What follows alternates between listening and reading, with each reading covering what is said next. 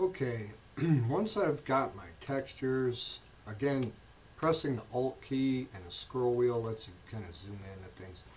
Next, these different textures that I masked onto the surfaces, what I'm going to do is select the bottom one, hit the Shift key, select the top one, and then I'm going to hit Control G. What that's going to do is kind of group these together so I can kind of manage and um, kind of monitor what my groups are. So you can rename this too by double clicking. I'm going to rename this masks or something of that nature. Hit enter, okay. But next what I want to do is I kind of want to add a shadow. You see underneath here is probably going to be darker, and up here is going to be darker on the side here, this left side. So I kind of want to darken the image, and you get a color swatch here where you can select different colors, okay.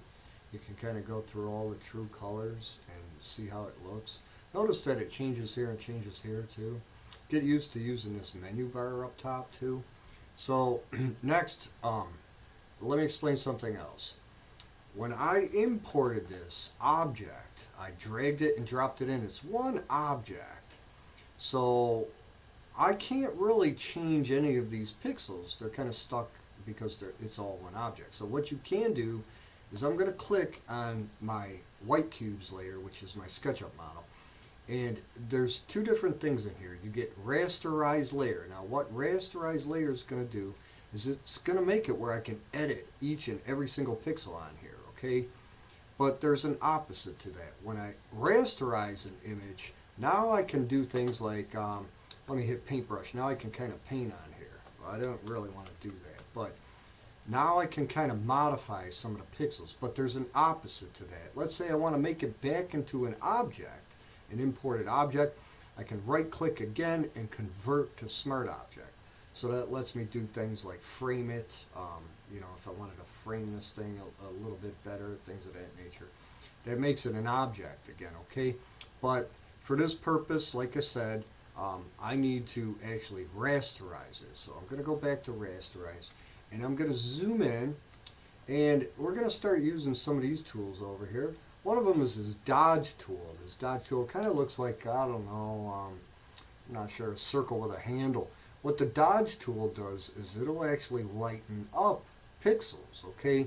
But if I left click, press and hold, you get this other tool here, this burn tool. Now the burn tool kind of darkens things. In fact, when I hold it over there, watch, it's going to show me a little preview here, kind of how to darken those petals in. So your brush size, you can change this on the fly. How to change it on the fly is find the bracket key on your keyboard and the quotation mark. These are located right next to the enter key. If you press and hold these, you can change the size of your brush on the fly. The other thing you can do is come up here and press and hold, and this is actually a slider, and you can actually change the numeric value to, like let's say I want that to be 20, okay? And there is another way too. You can go into your brush settings here and change your brush settings right here too. So that's another way. I think that one's a little more difficult. But again, you can kind of change this on the fly by hitting the quotation, the bracket outward or the bracket inward. And with the quotation mark, that'll kind of change things. But let's say I get this pick like that, and you know, I kind of pick a color here, I don't know, somewhere around there or something like that. You know, and then maybe decrease my or increase my brush size, whichever one.